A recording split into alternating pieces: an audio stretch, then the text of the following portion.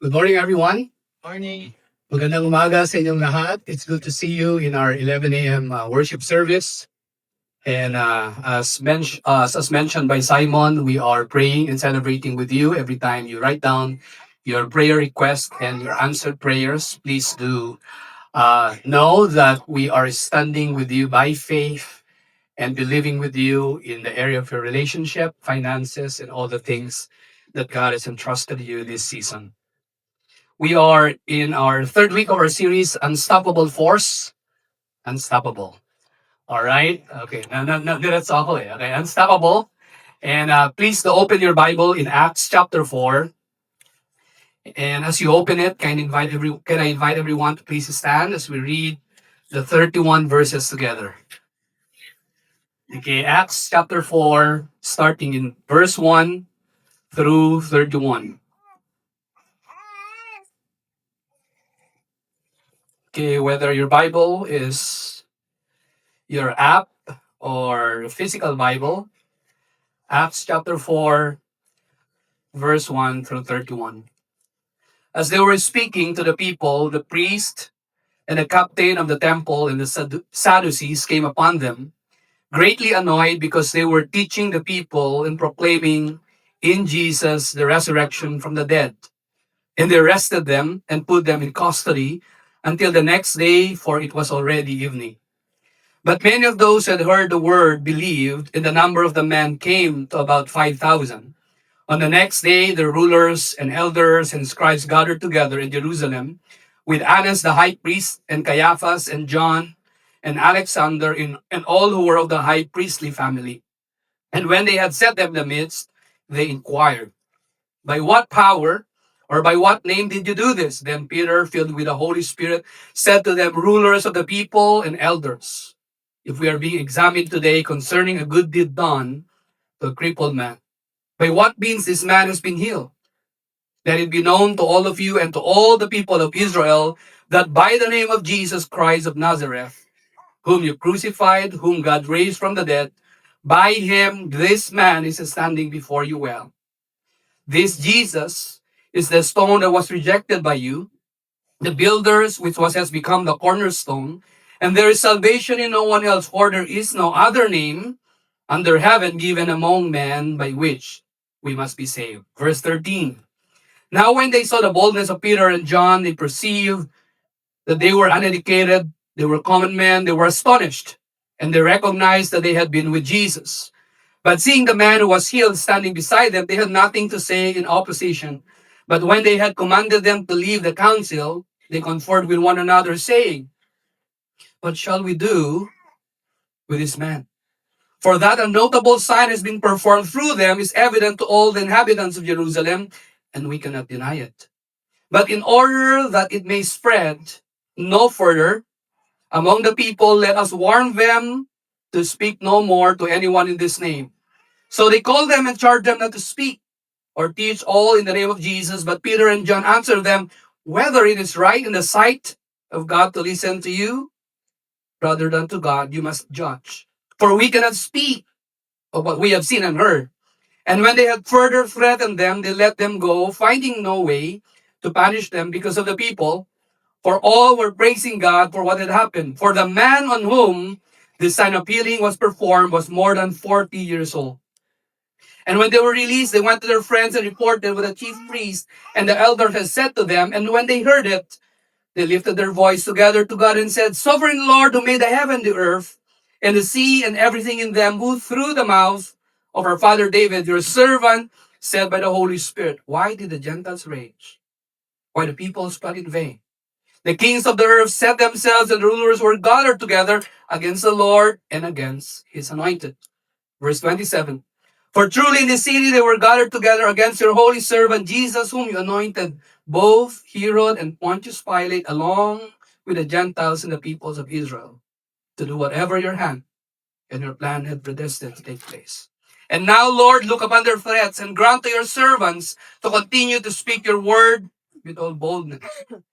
While you stretch out your hand to heal, and signs and wonders are performed through the name of your holy servant Jesus.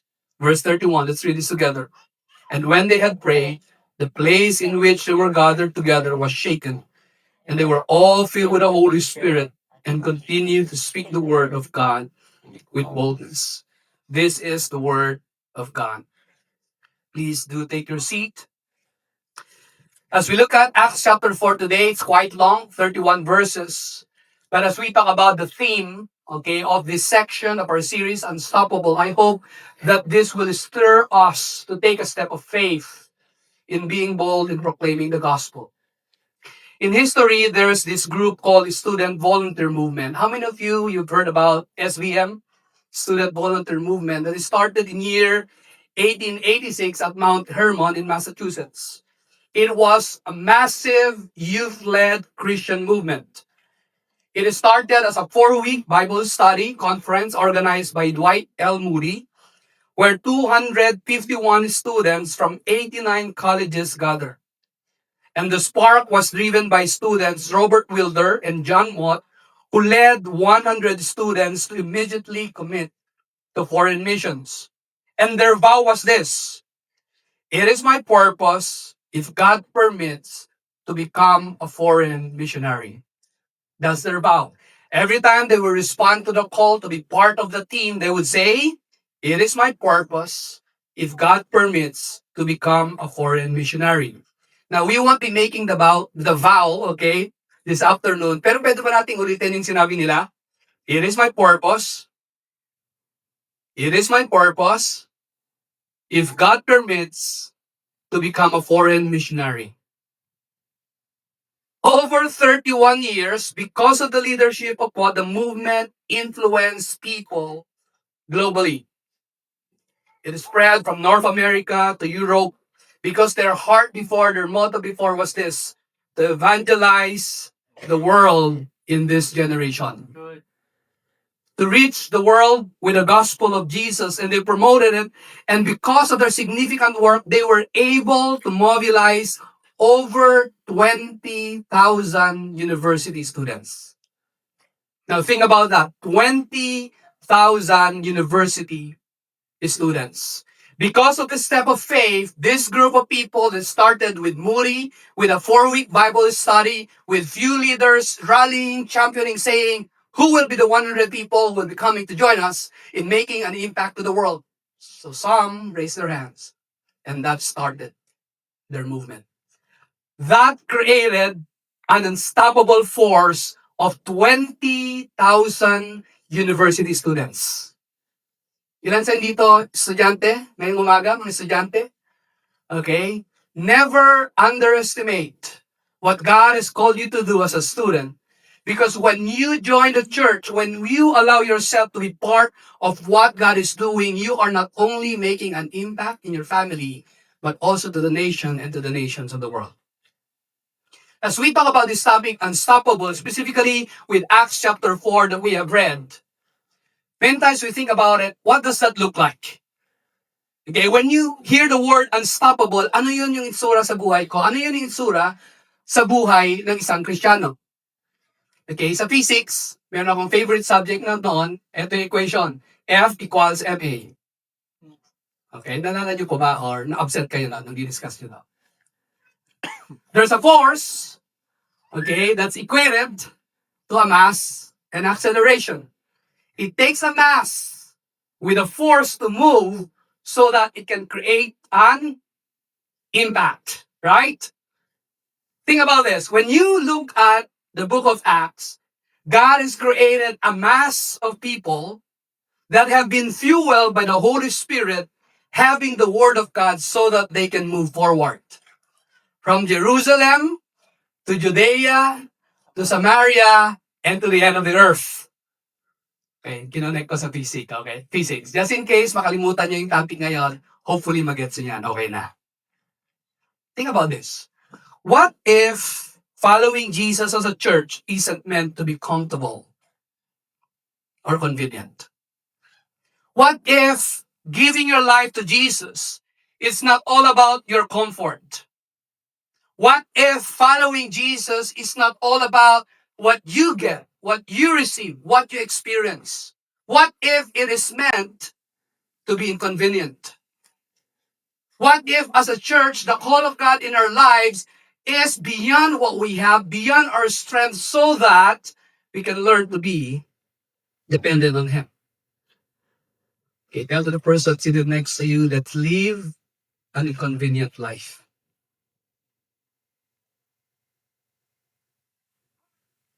The moment God formed a group of believers, the Holy Spirit came and their lives were already different.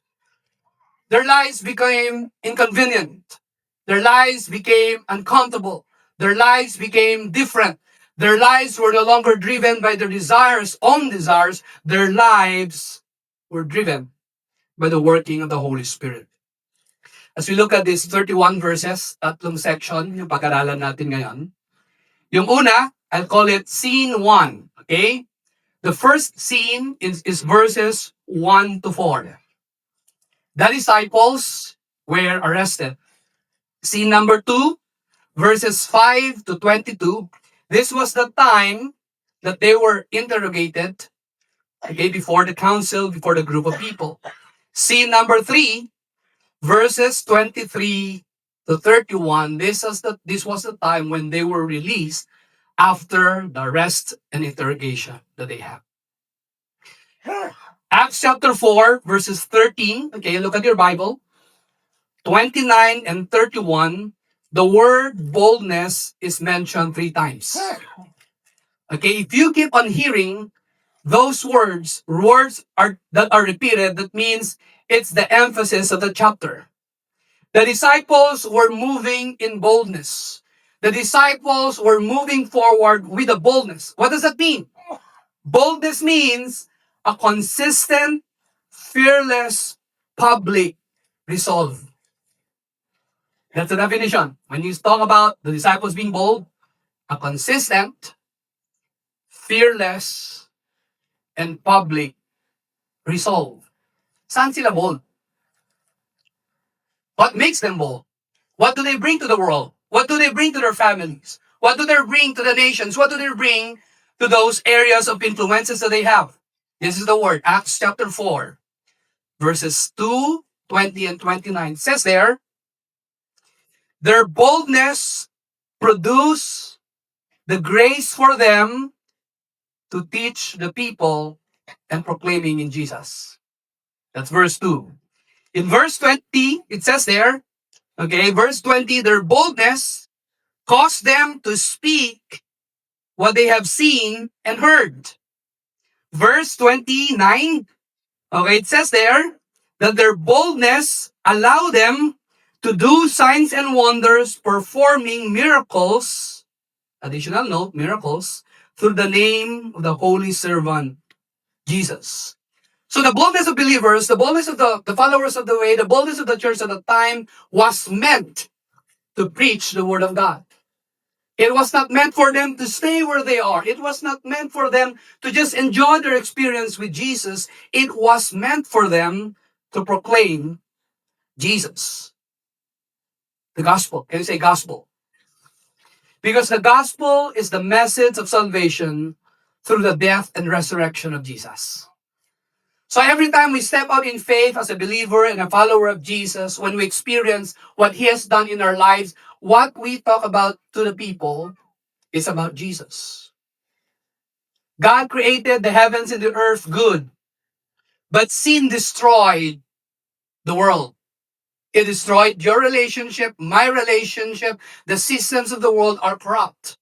But God remained to be good to the point that He sent His Son, Jesus, to save us from our sin, to redeem the corrupt system, our corrupt hearts, so that we can be made right with God. And by faith in Jesus, we can have freedom and forgiveness. That's the gospel.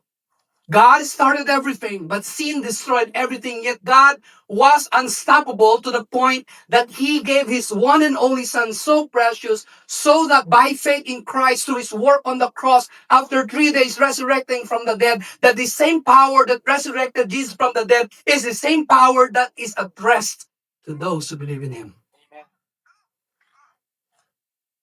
So the person seated next to you is not a powerless Christian.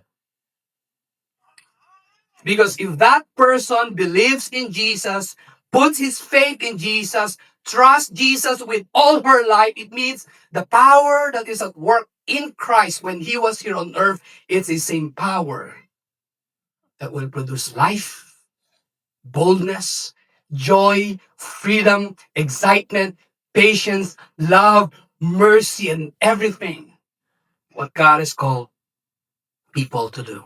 Amen. But many times, when you think about being bold, our gospel witness is often hindered by inconsistency, fear, and indecision. Ilan sa inyo dito, ganun minsan pakiramdam nyo? Gusto ko namang mag-share pero hindi ako consistent. Gusto ko namang mag-share pero naunahan ako ng kaba, ng fear. Gusto ko namang mag-share pero along the way, after ma-receive ko yung encouragement sa church, Monday pa lang, yung decision ko to share the gospel, I'm affected na agad. Our gospel witness is sometimes hindered by us, our fears, our personal struggles and challenges to the point that we stop sharing it.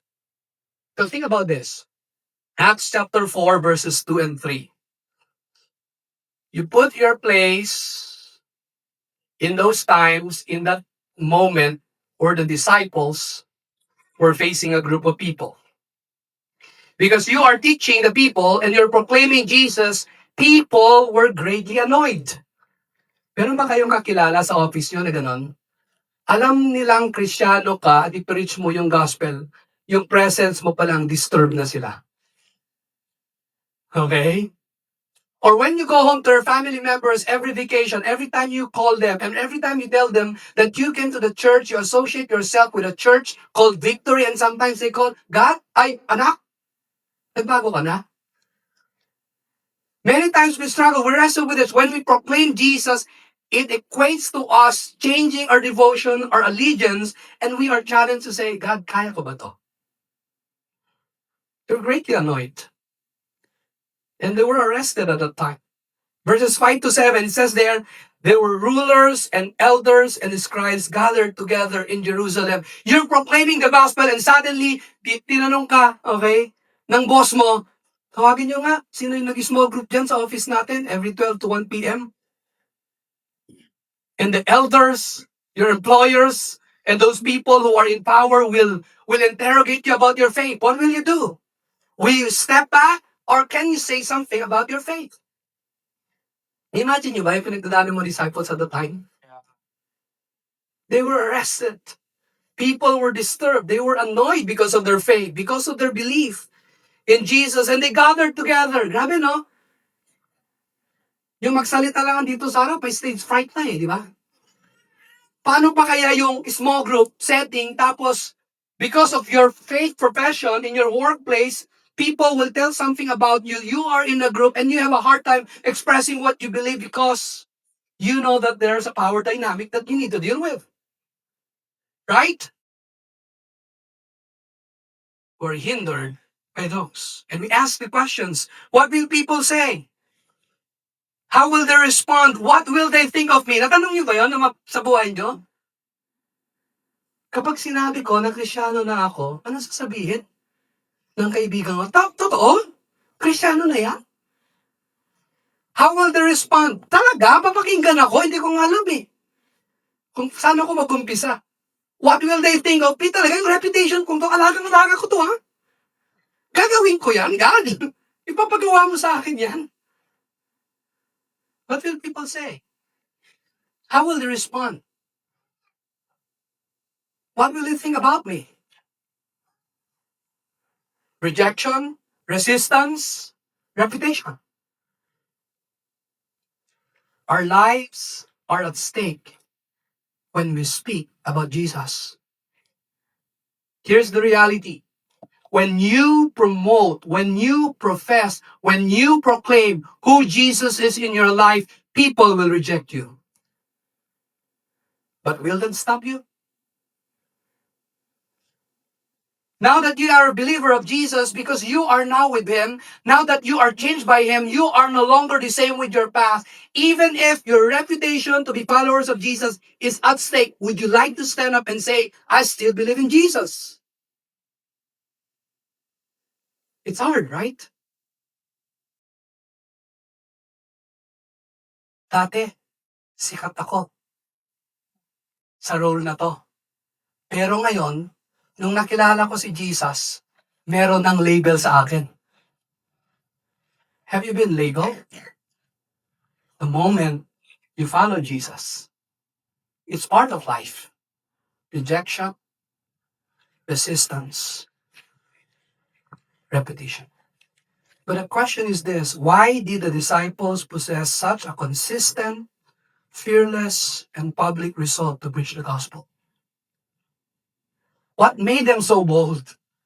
What made them had a public resolve to say, I'm going to stand up, will make a mark, will make a difference at that time? First reason, an empowerment of the Holy Spirit. Can you say that? An empowerment of the Holy Spirit. Verse 8, then Peter, filled with the Holy Spirit, said to them, I'll repeat those words. Then Peter, filled with the Holy Spirit. It did not say, then Peter, filled with a lot of experience, then Peter, filled with a lot of influence, then Peter, filled with a lot of things in life. No, it says there, then Peter was filled with the Holy Spirit. He said, rulers of the people, elders, you're examining us today because of a miracle that we have done. It is not us who did it. It is the power of God at work in us through the working of the Holy Spirit that this happened. Amazing, right? Ang sarap pala ng mag-preach ng gospel because preaching the gospel is no longer about me. It's already about God empowering me through the power of the Holy Spirit. So when we open our mouth in a group of people, in a one-on-one conversation, when we are invited to speak about our faith, filled with the Holy Spirit. A few years ago, we went to Baguio. And usually, ang route namin ay sa Rosario, La Union. Okay, ang ginagawa namin madalas is, I'll make sure na I'll gas up. Okay, in Rosario, La Union, going up to Baguio via Marcos Highway at that time kasi close yung Quezon Road. So practice namin yon. Dapat puno yung gas tank namin every time nasa Rosario, La Union kami. Pero that time, okay, because I was so confident na kalahati, okay, yung gas tank ko, na-estimate ko na 60 kilometers lang to from Rosario, La Union to Baguio, kilometer 0. Estimated ko yun, kabisado ko yun, okay? Estimated yun. Okay, sabi ko, okay. Sabi ng wife ko, si Len, sabi niya, okay, sigurado ka pa sa gagawin mo. Half full ka lang. Sabi ko, kabisado ako, sanay ako dito. So we did not do what we used to do, filling up the gas tank. Along the way, akyat na, kikita ko na yung mga bahay, bundok. Pero that was around 7 kilometers away from kilometer 0. Suddenly, tumunog yung gas. Parang, yung gas meter ko, sabi ko, oh my, na-deplete yung gas! Okay, tumunog, hindi depleted pa, nagpumupa naman yung car namin Sobrang confident ko kasi. To the point that I was so confident, telling my wife, okay lang to, relax lang kayo dyan.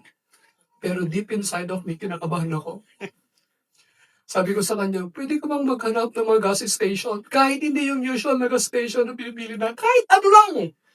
For the sake of our car being filled. Alam po, konti na lang to. Alam mo yung kuheb ng apis? Alam niyo yun? Color yellow yung nasa gauge Siyempre, ayaw ipakita sa mga anak ko na worried daw. Overconfident to Kailangan ko panindigan. Yung half na yun.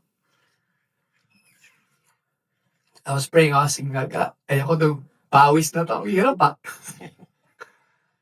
Confidence ko, yung joy na, naman, dating tayo sa Baguio. tinatansya ko siya. But along the way, buti na lang, may gas station.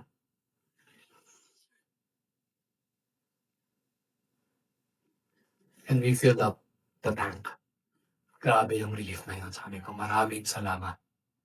Lord, papaya ako dito. Kinapahan pa ako. Hindi ko alam yung gagawin ko. You know what I realized? In life, minsan nadideplete tayo. To the point that we get worried. We are afraid. Alam mo, fill up ka sa church every Sunday, 11 a.m. Pagpatak ng 12:15, tapos na, di ba? Okay, alam niyo, di ba? 12:15, natapos yung preaching. Sige, 12:25, mamili ka. Minsan matagal mag-preach yung pastor. Di ba, fired up ka eh. Pero mamaya sa restaurant, nakita mo yung kaibigan mo, tapos natanungin, saan ka galing? Hindi mo masabi kung galing ka sa church. Di ba? Parang deplete ka. O pag uwi mo mamaya, parang, Lord, ang dami ng problema agad. Excited ako mag-preach ng gospel sa magulang ko eh. Pero may nabanggit lang. Grabe, Lord. Many times, we feel the resistance, the rejection, and even sometimes we try to save our reputation. But the good news is this, you have the Holy Spirit. Amen. So your response, refill. Okay, tap mo yung katabi mo kung tulog na sabi, refill. There's the infilling of the Holy Spirit. How do you refill?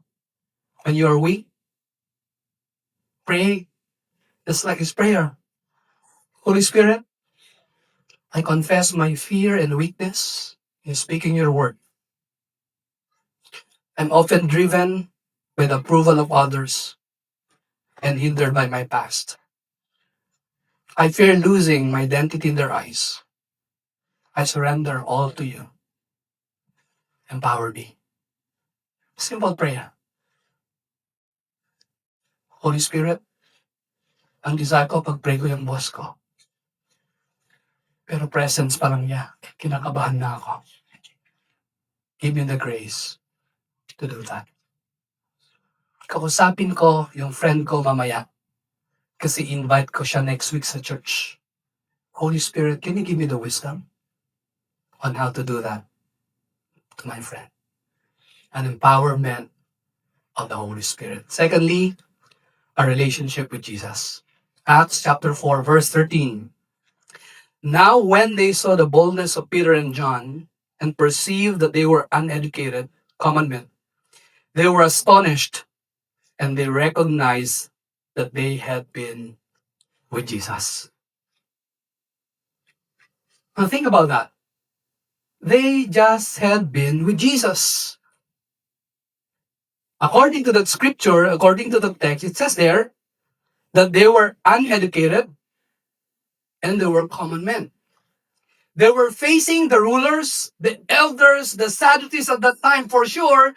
In the standard of the world, in their educational background, they're nothing.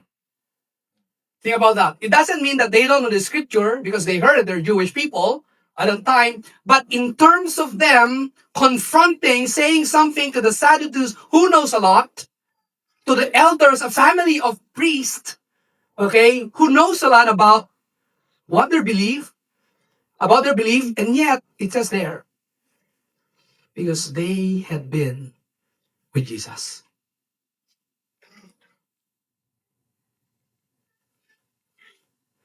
John and Peter are not qualified in the eyes of men. But it was the relationship with Jesus that qualified them. Let me tell you this. Your personal background in life doesn't disqualify you in proclaiming Jesus because you have a relationship with Him. The label that the people had with you in the past, they are not the reason why you can preach the gospel. As long as you are with Jesus, you are qualified. Amen. What I like about the Word of God, what I like about a relationship with God is this. We are fully disqualified. but He qualified us in Jesus so that we can fulfill His work in our lives. Courage, the person seated next to you, qualified ka.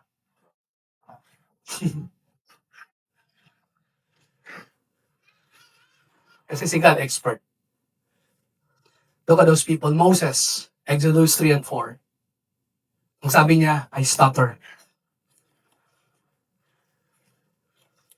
He was incapable of leading. Si Gideon, sabi niya, Lord, weakest yung family ko. In terms of my background, we're the least. They don't know us. Who are we? Jeremiah said, Lord, I'm too young. I don't know how to speak. Peter, he denied Jesus many times. Paul, he was chief of sinners. Esther, when he's trying to save her people, she doubted, was asking, Lord, should I do this? David, when she was unqualified by his own family member. Jonah, and she was unwilling at the very first time, God empowered him. Mary Magdalene had a colorful or broken past. She was the first one who encountered the resurrection of Jesus. Whether you can relate to Moses, Gideon, Jeremiah, Peter, Paul, Esther, David, Jonah, Mary Magdalene, if you have a sense that you stutter, you don't know what to do, you feel like you're the weakest in your family, you're young, and you have a colorful past, it seems like you persecuted people before, and you doubt God, you're afraid, you're fearful, you're unqualified. At first, you don't know, you don't want to follow God in your life. Remember this: God qualifies people, and He qualified you. How? Through a relationship with Jesus. Third,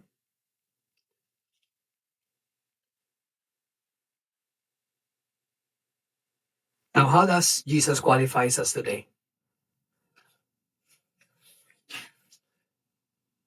By faith in Him. So the next time, when you feel unqualified, go to Jesus. That's where you get the experience, the security, the worth, the identity, the redemption, the freedom, the forgiveness, where fear can turn into courage, where doubt can turn into faith, where failure can be an opportunity for God to use you. Ano application nun sa buhay mo? Take the next step. Join a small group. Join a small group. I don't know for you, kapag nasa small group ako, minsan tumatapang talaga ako. Alam mo, down ka sa buhay, pero dahil pinag-pray ka, alam mo, grabe. Or hindi ako mag-isa sa buhay na to. You serve with us. When you learn to serve God through the church or in every opportunity that we have in every ministry here, God can use all those service that we have so that we can be empowered by Him or grow in faith through our spiritual foundations. Amen? Lastly, an experience of the gospel. Acts chapter 4, verse 20. We cannot but speak of what we have seen and heard. The people were telling them, stop talking about Jesus. Sabi na, we cannot. Sabi siguro yung sagot nila, we cannot. Kaya ba yung sabihin? When your friends will tell you, stop talking about Jesus, I cannot.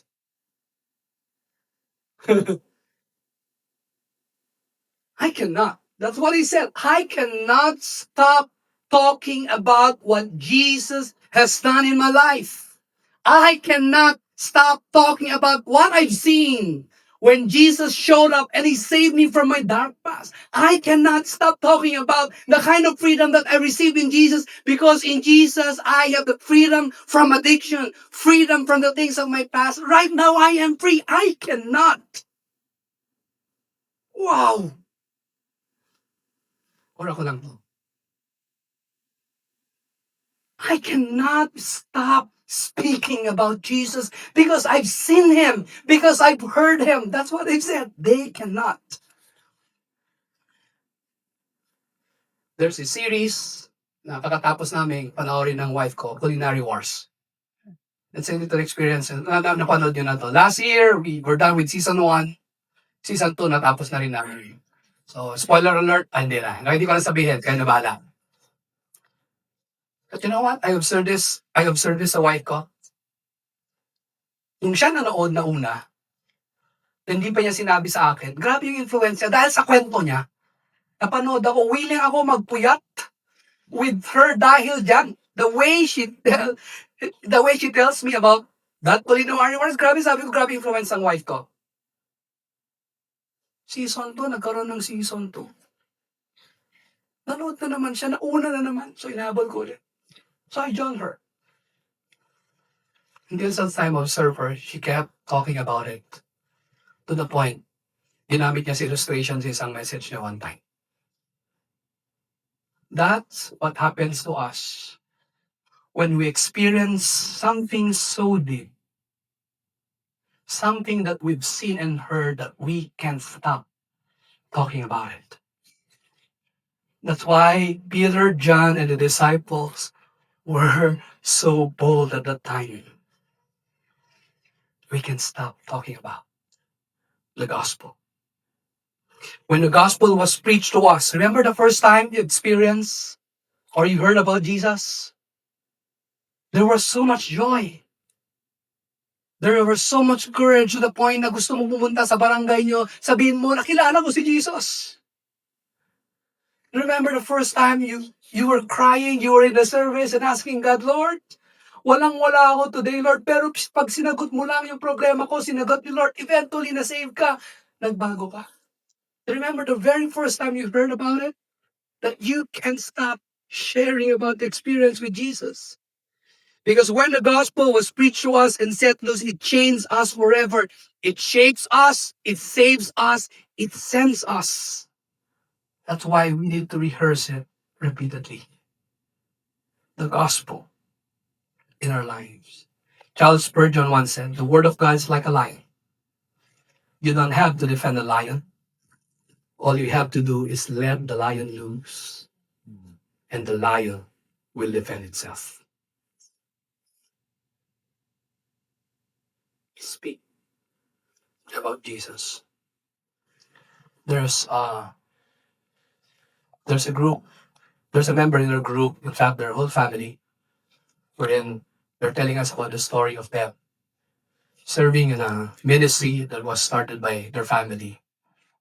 They're not only supporting leaders in that ministry that they have, but they also buying Bibles to serve the prisoners. And every time I think about this story, that's the story of them proclaiming the gospel boldly to a group of people. Every time I think about the last Tuesday of the month, where we get to minister to a small group of people in DNR, that's proclaiming the gospel and the word of God consistently. And the opportunity that we'll be having on February 26, prayer natin to, a small group that will be starting in Philippine Coconut Authority. We hope that the gospel will flourish, that the word of God will flourish when we have that at lunchtime, Thursday. That's what we desire to do. So how do we do it? Continually rehearse and release the gospel in the word of God. Rehearse it. Release it. Rehearse it. Release it. Application. Take a photo of this. Okay, 2-verse evangelism and 2-minute miracle. Okay.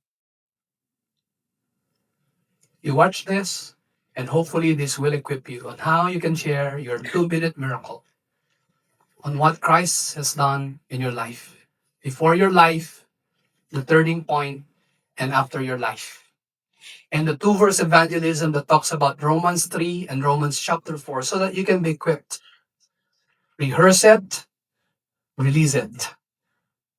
Okay, can you do that? Can you say that word with me? Rehearse, release. Rehearse the gospel, release the gospel, set loose. Look at the effect of their boldness. Acts 4, verses 2 and 4. Growth through opposition. Some were annoyed, many believed. Okay, warning. When you talk about Jesus, some will be annoyed, but many will believe. Amen. Second, praise of his threats. Threats were issued. Okay, but God was praised.